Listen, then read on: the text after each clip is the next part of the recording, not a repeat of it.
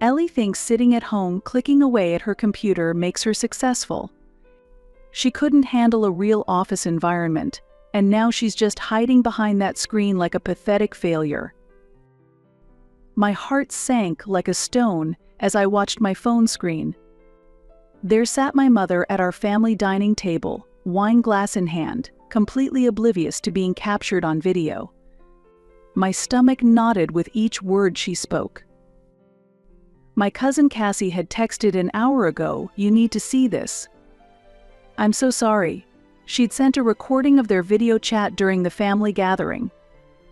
I was preparing for tomorrow's IT conference presentation in my home office when the message arrived, jolting me from my concentration.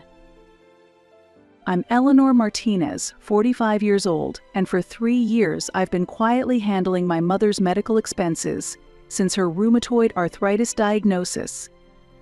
I've been coordinating her appointments, fighting with insurance companies, and paying for her medications, all while balancing my remote systems engineering job. No one at that dinner knew I drained my children's college fund last year when her insurance denied coverage for a specialized treatment. "It's embarrassing," my mother said, clearly relishing the attention from everyone. All her talk about career advancement, but she's just typing away in pajamas while real professionals go to actual offices. She chuckled, and my blood boiled hearing my brother Daniel laughing with her. Cassie ended the recording there, but those seconds felt like hours.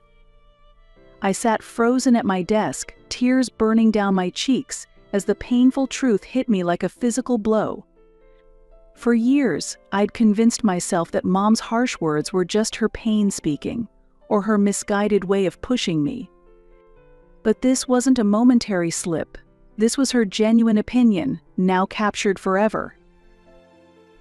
My phone buzzed again. "Cassie, I'm so sorry you had to see that. I didn't realize what was happening until it was too late. Should I delete the recording?" I stared at her message, my fingers trembling slightly. "No," I replied. "Keep it. I need to show you something tomorrow in person."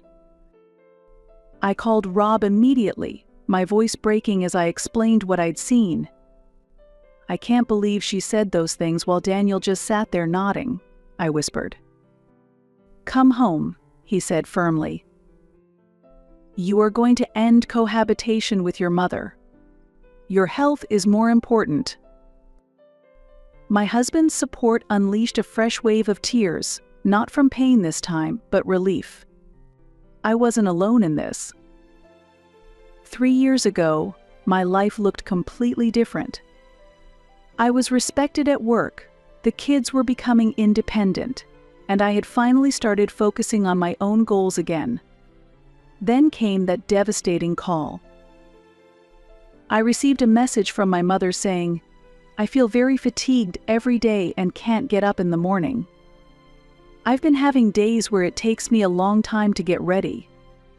Recently, it seems she's been taking days off work as well. "It's unfair," she cried in her bed at home. "How am I supposed to get through this? I have insurance, but I hardly have any savings." I squeezed her hand reassuringly. "We'll figure it out together, Mom." After Dad died, Mom and I had always relied on each other. Despite her critical nature, I believed our bond was unbreakable. Within weeks, I convinced my boss Nathan to let me work remotely. I decided to live with my mother to care for her. I coordinated her care between meetings, adjusted medication schedules around deadlines, and spent evenings researching treatment options. However, I received no words of gratitude from my mother. Instead, she was constantly criticizing me. "The food you make is too salty. Can't you clean more often?" Those words contributed to countless exhausting days and sleepless nights. Yet, somewhere in my heart, I hoped she felt some gratitude towards me. After hanging up the phone, I sat still for a while.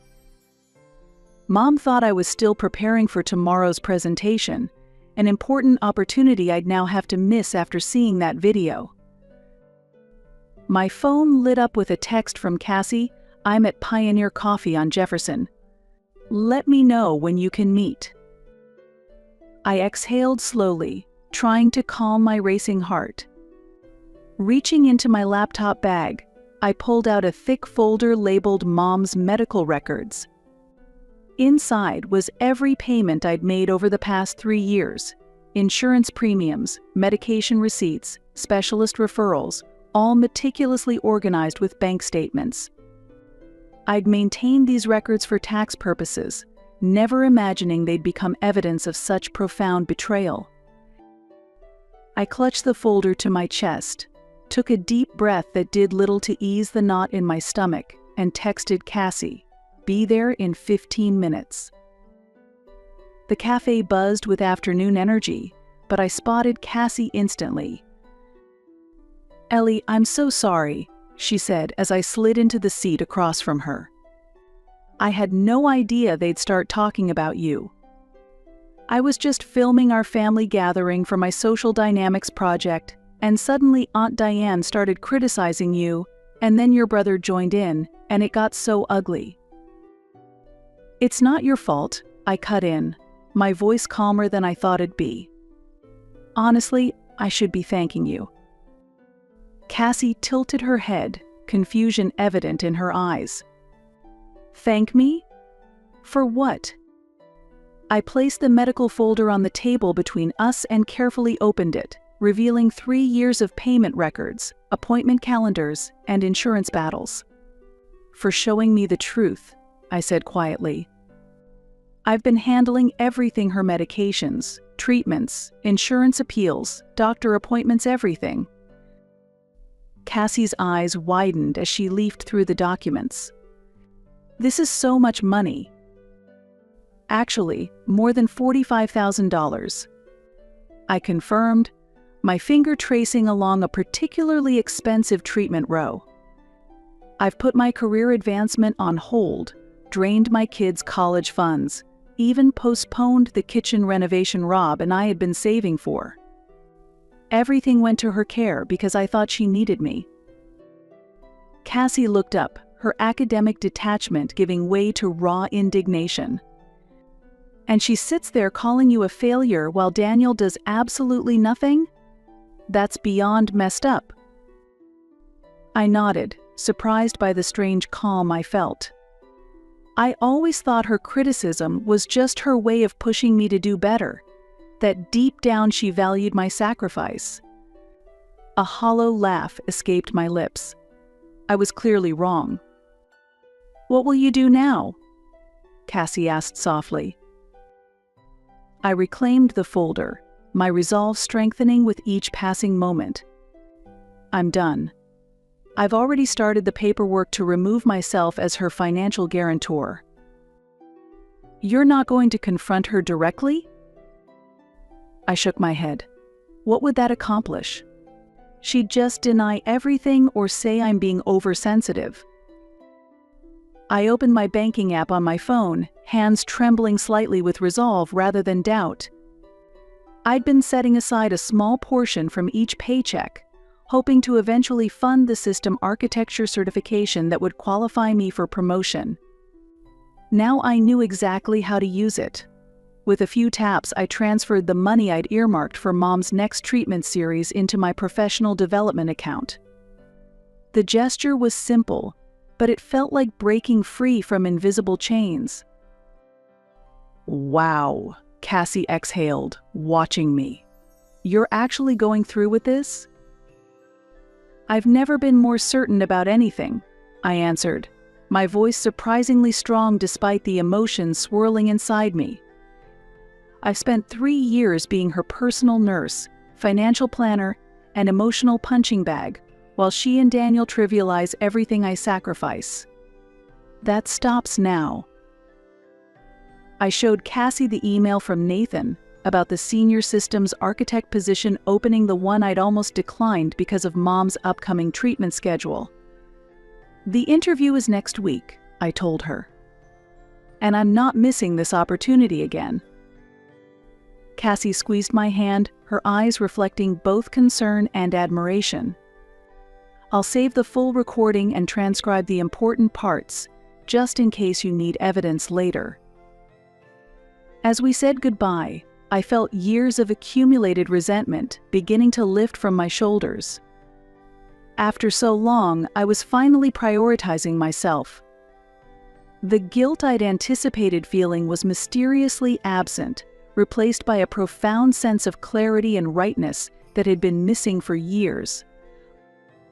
The insurance representative sounded puzzled when I called.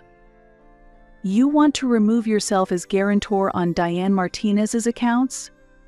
May I ask why, Mrs. Martinez?" "Personal reasons," I replied, my voice steady and resolute. "I won't be covering any payments after this billing cycle." It was the third day of my new path forward. The weekend had been a whirlwind of productivity, contacting insurance companies, updating payment information, and drafting explanatory emails. Our dining table had disappeared beneath stacks of paperwork as I methodically unwound the financial support system I'd built around my mother.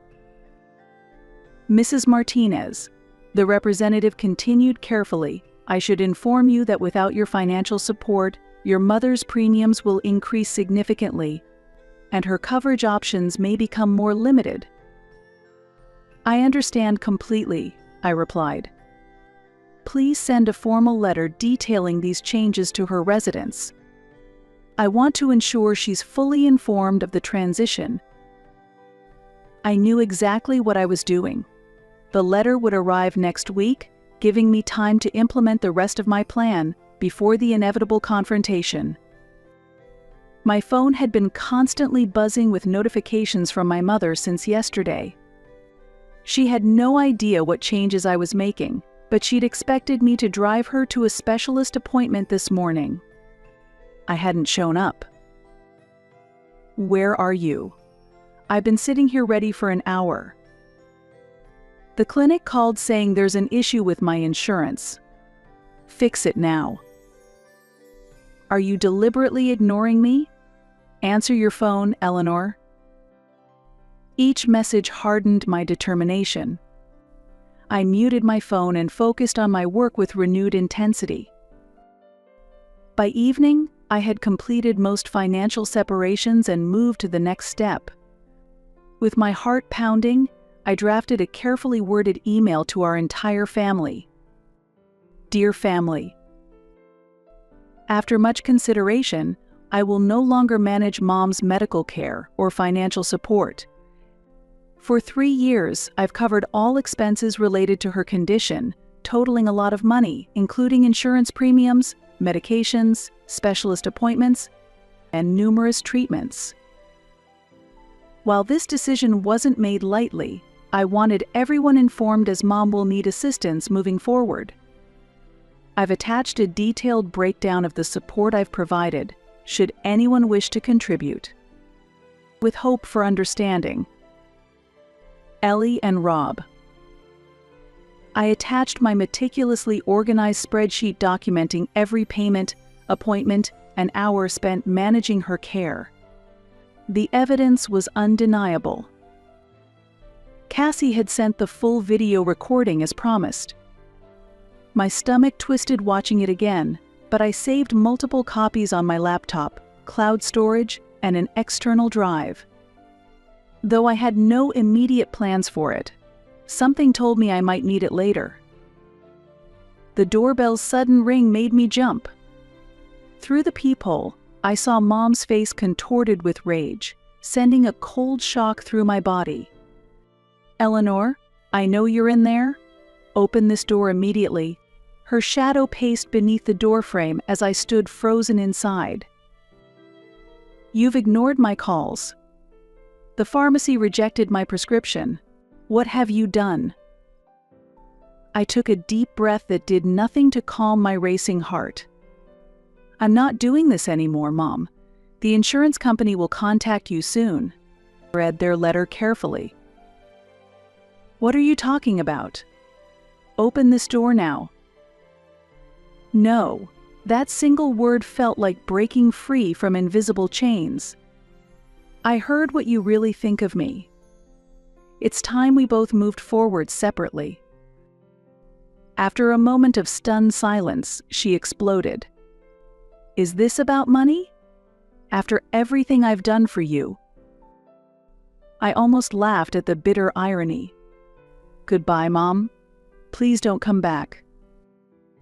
As her furious protests grew louder, I walked away from the door, returning to my laptop with each step feeling lighter. It was as if I was finally shedding a burden that had been crushing me for years. The reaction came swiftly. Within hours of sending my email, my phone exploded with notifications that made my stomach clench. Aunt Teresa was shocked and heartbroken by my cruel abandonment. Uncle Victor suggested I was having a selfish midlife crisis. My cousin Stephanie implied I should resolve whatever trivial misunderstanding had occurred. I blocked Mom's number first, then methodically muted the relatives who condemned me without asking for my perspective. The silence that followed felt like a warm embrace. 3 days later, I sat nervously in my boss Nathan's office, discussing the senior architect position I'd been avoiding for months. You've been working remotely for quite some time, Ellie, Nathan said, reviewing my file with a thoughtful expression. But your performance metrics are exceptional. You'll need to come into the office 3 days a week and complete the advanced cloud certification. I understand, I replied, feeling a flutter of excitement I hadn't experienced in years. I've already started studying for the certification exam. Walking through the office afterward, I felt a sense of belonging I'd almost forgotten. This was where I belonged, pursuing my professional passions instead of sacrificing everything for someone who couldn't appreciate it. My work schedule would need adjusting, but I'd already begun planning. I'd structure my in-office days efficiently, delegate routine tasks, and establish clear boundaries between work and personal time. My income would temporarily plateau during the transition, but without Mom's expenses, I could easily manage. When I arrived home, a formal envelope waited in our mailbox. Inside was a letter from the insurance company sent to my address. It outlined the changes to my mother's coverage and the substantial premium increase now that I was no longer her guarantor. I should have felt guilty. Instead, I felt profoundly validated. My phone rang. It's Cassie. Have you seen what's happening in the family text thread? She asked immediately. I left all those groups, I confessed. What's going on? Your mom is telling everyone you've had some kind of breakdown. She's claiming you're under tremendous stress from failing at work, and that's why you're acting irrationally. I could hear the indignation in Cassie's voice. She's completely twisting the narrative. I sighed, unsurprised. Classic deflection. That's not all, Cassie continued. She convinced Uncle Victor to let her move in temporarily until she sorts out her medical situation. Her voice dripped with frustration. Of course she has. Daniel does not have the financial means to take care of her. She has no choice but to rely on someone else, I said, my stomach nodding as I shook my head. Mom's always been good at finding someone to rescue her. It's like watching a master manipulator at work. The insurance letter sat on my counter, a reminder of the changes I'd set in motion. After a moment's consideration, I addressed a new envelope to my mother's actual residence, placed the letter inside, and added a short note. This was sent to my address by mistake. I suggest you read it carefully. No signature, no emotion, just facts. As I slipped the envelope into the mailbox, I felt another piece of my burden lift away. The consequences of her actions were now hers to bear, not mine. 2 weeks passed in relative calm. I threw myself into preparations for the executive presentation, working diligently during every spare moment between system maintenance and client meetings. The big meeting was scheduled for Friday, and I felt a growing confidence with each practice run. Then came the ambush. I was just finishing a conference call in my Seattle office when I spotted them through the glass doors, my mother and my brother Daniel waiting in the reception area. My first instinct was to escape through the back exit, but they had clearly seen me. Running would only postpone the inevitable. My heart raced as I took a deep breath and stepped out to meet them. "Eleanor," my mother said, her voice sickly sweet as honey laced with poison. "We need to talk." Up close, I could see the strain on her face. Her hair was unstyled, and she leaned heavily on her cane, a prop she typically only used when she wanted to emphasize her condition. "I have nothing to say," I replied, gripping my keys so tightly my knuckles turned white. Daniel stepped forward. "Ellie, be reasonable. Mom's medication costs have tripled, and she can't get appointments with her specialists anymore. Is this what you wanted? To punish her?" "What I wanted," I said, my voice trembling with emotion, "was to be treated with basic respect and appreciation. What I wanted was recognition for 3 years of sacrifice. What I wanted was a mother who didn't call me incompetent behind my back while praising her son to the skies." My mother's face paled. "What are you talking about? I would never." "I saw the video, Mom. Cassie's recording from the family dinner. I heard everything you said about me. And you too, Daniel," I added, glaring at my brother. A flash of recognition crossed both their faces, quickly replaced by defensive anger. "You're twisting things out of context," my mother protested, her voice rising. "I was just venting a little frustration. Everyone does that."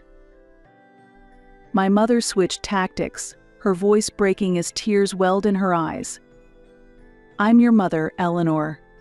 After everything I've done for you, how can you abandon me when I need you the most?" Something snapped inside me. 3 years of suppressed resentment boiled to the surface like a volcano I couldn't contain. "Everything you've done for me?" I echoed incredulously. "Let me tell you what I've done for you. I rearranged my entire career. I spent a lot of time and money on your care. I prepared special meals, managed every prescription, fought with insurance companies on your behalf, all while working full-time and caring for my own family. And in return, you mocked my profession behind my back and treated me like your personal assistant." My hands were shaking, but my voice remained steady. "I sent proof to everyone in the family, every payment, every appointment, every sacrifice. So don't stand there and act like I'm the villain in this story," she responded with. "I'm sorry if I hurt your feelings, but this is an extreme overreaction. I'm facing serious health complications." "I'm well aware," I replied, my voice cold and calm. At that moment, Uncle Victor appeared from behind. He let my mother and brother out of the car first, and then came over after parking. "Mom." I spoke so that Uncle Victor could hear me. "I supported you for 3 years.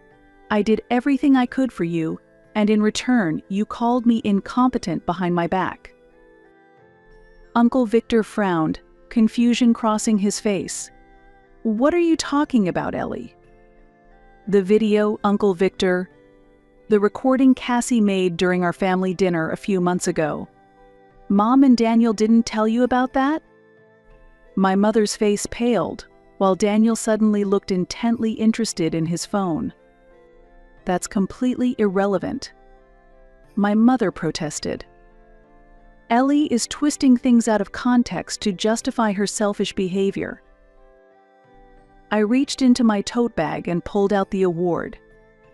The glass caught the light, the engraving clearly visible, Leadership in Technology, Eleanor Martinez. I opened my laptop and displayed the saved spreadsheet. This is my work evaluation report, I told Uncle Victor. Over the past 3 years, while working remotely, I have maintained the highest productivity in the department. Uncle Victor stared at the screen, clearly impressed. Next, I took out the folder containing the bank records. And this is the record of the medical expenses I've paid for my mother's care over the past 3 years, I explained. All of these were paid from my bank account, without any help from Daniel. Uncle Victor's eyes widened as he carefully reviewed the records. "This is, Ellie. I had no idea," he said quietly. And finally, I said, taking out my phone to play a recording from Kathy. On the screen, my mother appeared, laughing while holding a wine glass. She's just sitting there typing on her computer, not doing any real work. If she was so competent, why hasn't she been promoted at work? It's probably because she's incompetent. Daniel's laughter echoed from the background. "Yeah, Mom. She always talks big but hasn't achieved anything in reality." I stopped the playback and looked at Uncle Victor's shocked expression. He hadn't been at that dinner party. "This is the expression of gratitude I received while sacrificing my daily expenses and time to take care of my mother," I said quietly. Understanding dawned on Uncle Victor's face. When I left the scene, I heard Uncle Victor speaking to my mother and brother in hushed, questioning tones. The family reckoning I'd been avoiding for months was finally happening, but this time, I wouldn't be the one fighting to be heard. 2 weeks later, Kathy reached out. "There's a drama unfolding at Uncle Victor's house," she said, almost in a whisper. "Your mom is going to leave there. It seems Aunt Victor has reached her limit with her attitude and constant demands." "Where will she go?" I asked. Normally, guilt and a sense of responsibility would have made me intervene immediately, but now I was just purely curious. "Daniel said he would take her in," Kathy replied. "I think that's a major miscalculation." The full weight of it became clear in the months that followed. Daniel, who did not have a steady job, had terrible financial management. Already struggling with flashy hobbies that were not in line with his income, he could not afford to pay for his mother's medical expenses. "It seems she canceled the insurance you've been paying for all those years." She signed up for the cheapest insurance available, but it hardly covers any treatments, Kathy reported a month later. Daniel has been shaking over her pharmacy bills. According to Kathy, fierce arguments between Daniel and his mother had become a daily occurrence. She's at Daniel's apartment, and she can't live like she used to, so she's arguing with Daniel every day. Daniel doesn't have any savings and can't do housework, so she seems to be struggling quite a bit. On top of that, her nerves are frayed from being hounded by payments, Kathy said. She seems to be building up credit card debt. 3 months passed, and one evening, I received an unexpected call from Daniel. "Ellie," he said, in an exhausted voice, "do you know of any good facilities for Mom?" "I can't do this anymore."